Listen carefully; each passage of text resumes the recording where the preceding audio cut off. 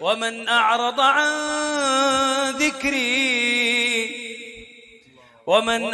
عن ذكري فإن له معيشة ضنكا ونحشره يوم القيامة أعمى قال رب لم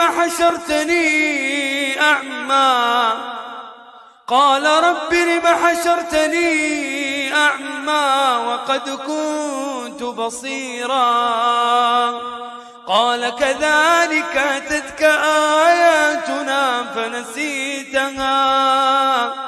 فنسيتها وكذلك اليوم تنسى.